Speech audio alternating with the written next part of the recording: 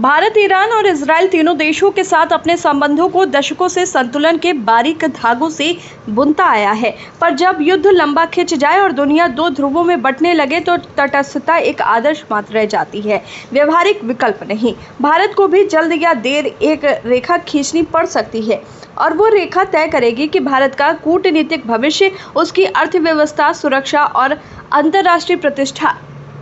Iran के साथ भारत के संबंध सिर्फ आर्थिक नहीं, रणनीतिक भी हैं।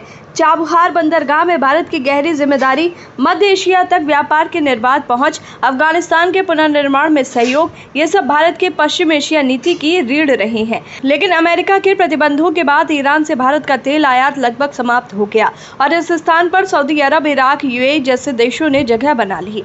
इसके बावजूद ईरान की भौगोलिक स्थिति और INSTC जैसी परियोजनाएं इसे अनदेखा नहीं करने देती। वहीं इजराइल भारत का वो रणनीतिक साझेदार है जिसके बिना भारत की रक्षा आधुनिकीकरण की कल्पना भी नहीं की जा सकती।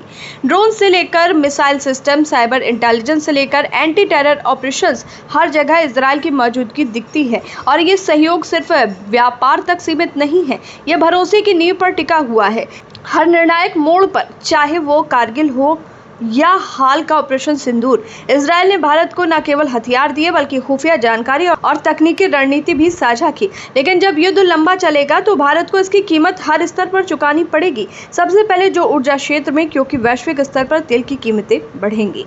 भारत जो अपनी ऊर्जा जरूरतों का 80% से अधिक आयात करता है, उसे महंगे दामों पर तेल खरीदना पड़ेगा। इससे न केवल सरकार की राजकोषीय स्थिति बिगड़ेगी बल्कि आम आदमी की जिंदगी भी प्रभावित होगी।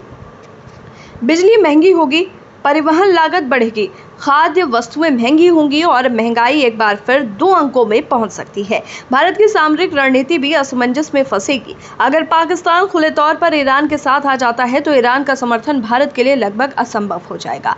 भारत ईरान से कूटनीतिक दूरी बनाकर इजराइल और अमेरिका के साथ अपने रिश्तों को मजबूत करना चाहेगा, मगर ऐसा करते ही भारत को INSTC, चाबहार जैसी परियोजनाओं में नुकसान उठाना पड़ेगा और मध्य एशिया तक उसका भू आर्थिक प्रभाव सीमित हो सकता है। युद्ध का एक और बड़ा प्रभाव होगा भारत की आंतरिक सुरक्षा पर। जैसे जैसे इजराइल के साथ भारत की निकटता बढ़ेगी, कुछ कट्टरपंथी समूह देश के भीतर अस्थिरता फैलाने की कोशिश कर सकते हैं। सोशल मीडिया पर भावनात्मक उकसावे और सांप्रदायिक ध्रुवीकरण और देश के भीतर असंतोष, ये सब भारत के सामाजिक ताने बाने को नुकसान पहुंचा सकता है। इसके लिए भारत को खुफिया नेटवर्क, साइबर निगरानी और सामुदायिक संवाद को पहले से कहीं अधिक मजबूत करना होगा। ऐसे समय में भारत की पारंपरिक रणनीतिक सोच, गुट निरपेक्षता और संतुलन की पर सबसे बड़ा कड़ा इम्तिहान आएगा। भारत अब ये दावा नहीं कर सकता कि वो दोनों पक्षों के साथ समान रूप से खड़ा है, क्योंकि युद्ध में कोई देश तटस्थता को स्थायी रूप से नहीं स्वीकारता। भारत को ऐसा रुख अपनाना होगा जो अंतर्राष्ट्रीय स्तर पर उसे विवेकशील और निर्णायक साबित करे और साथ ही अपने दीर्घकालिक हितों को सुरक्षित रखे। साफ है, ये युद्ध अगर लंबा चला तो भारत को अपनी सोच, अपने संसाधन और अपने संतुलन की परीक्षा देनी पड़ेगी।